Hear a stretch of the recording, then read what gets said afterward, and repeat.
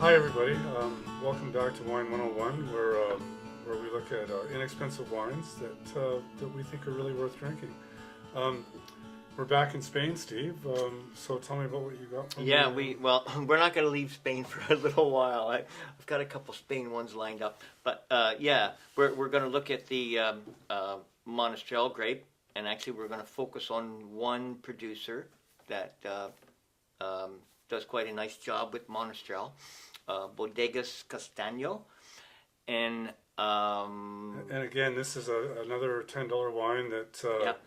that I've gone back to, that Steve's introduced me to. That's really quite nice. It's a really good $10 deal. Yeah, it is. It is. So that's really this family. This is their specialty? Yes, yes, and they're from the Jecla region in Spain, which is quite a bit further south from where we were. We just were in our last one. We were doing Grenache, which is quite a bit north of where this is. This is quite far south, just a little bit north of an area called Murcia. At any rate, hot, dry, as is a lot of Spain, tends to bring out a lot of character in this particular grape. This grape is a difficult grape to grow unless it has a lot of heat. So it's not grown above southern France as far as latitude-wise, as far as I know. There's going to be maybe some minor exceptions, but essentially it's not grown there. It's grown a lot in the south of France and used as a blending grape. These guys do a bit of blending with it also. They have some wines where they blend. However, they do a really good job of the 100% Monastrell. So if you want to see what this particular grape wine tastes like, this would be a good introduction, these guys. And this family has huge areas of vines, 300 hectares or something in Spain, and they've been doing this since 1950, or? Well, I think it's even quite a bit longer than that. In 1950, I think they maybe started to bottle it. Right. Yeah. I'm not sure. Okay, well, maybe we should try it. Sure. Try the. Sure. La Casona is what they call the inexpensive one. I always get cherry in almost any wine I get, but this is sort of like a dark brooding kind of. I thought cherry, I would give the professional opinion of what this is described as: dry, round, slightly hard on the attack, black, earthy, peppery, cedar, smoky herb flavor. There is a lot of flavor in this wine. I think it's just good. I don't know if I taste all those things in there, but well, I don't get all those things, but I kind of get echoes of all those. Yeah. It's sort of like, I don't know if it's one of those like you can lead me anywhere, kind of thing. It's the taste bud thing. I just don't think my taste buds are that attuned. But again, a lot of flavor in there especially for a $10 bottle of wine. Oh yeah, yeah. This is a. I don't know how to say it exactly. This is a bit of a harder wine as far as compared to the other ones we were drinking from Spain. And like I think I mentioned in the past, it might not be for everybody. It's our opinion. Yeah. But it's worth a try. $10, it's worth a try. Mm-hmm. I have noticed in the past, like I've had variable bottles of this La Casona. So I don't know if it's the year, somewhat variable, but it's always worth the $10. Yeah. Actually, I'm going to move through the same family up just a little notch. This Castano Monastrell from the same region. Yeah. It's actually this is quite new. This was a 2012, so it's very young.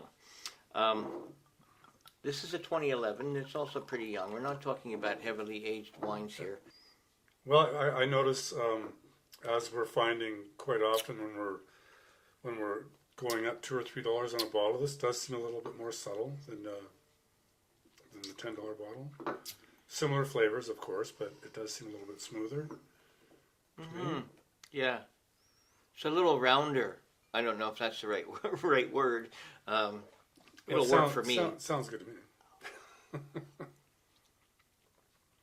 Yeah.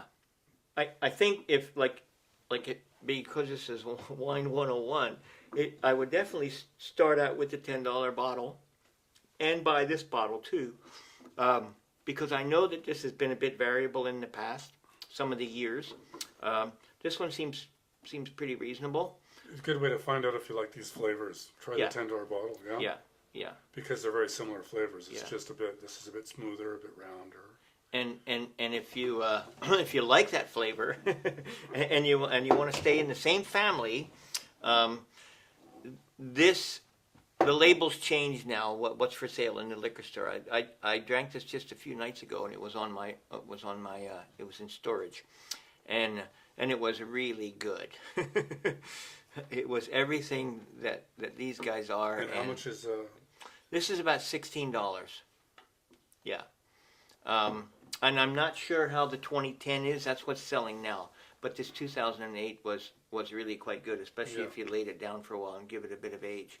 So Okay. I would guess from the flavors that are involved here, I would guess, especially this one here, the just regular Castano Monastrell, I bet you could lay that down for a few years and it would actually improve. So I think we're going to try something a little bit different here. Well, I think quite soon. Do you want to do that right now? Sure. Okay. We'll just. I have this thing I want to do. Steve? Yeah, what we've done, we've taken the $9.99, or let's say call it $10 bottle of Castilla de Monsterron Garnacha, and the Monastrell from La Casona de Castano, same price, and we've mixed them 50-50. And we're now sampling to see if there's some improvement that can be made by the combination.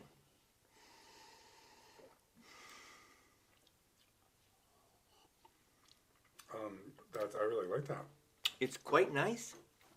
I'm not entirely convinced that it's any better than those individually. Two individually. But it does that. But it is a nice blend. It does add something. It takes that, not that I objected to it, but it takes that kind of earthiness out of the Monastrell. Yes. And actually the Garnache is maybe 50-50 isn't the right blend, you know. Maybe you'd need like 75% Monastrell, 25% Garnache. But anyway, it's an interesting combination. I can see there'll be some experimentation. It's an empirical study. To take place. Well, there you go. So another couple of great wines. Yeah. $10. You can't go wrong with this one, and Yeah. for a few bucks more. So have fun. It's all about having fun with wine, right? Oh, Steve? absolutely. You don't have to get too serious about it. Just find what you like and experiment. Try some different Yeah. wines. This is not a bad blend. I think it works. Okay. Have No. no fear. Wine is here. Cheers. Yeah, okay, so there you go. Now we're making our own wine on camera. No, we're blending. This is great. Experimenting with Steve.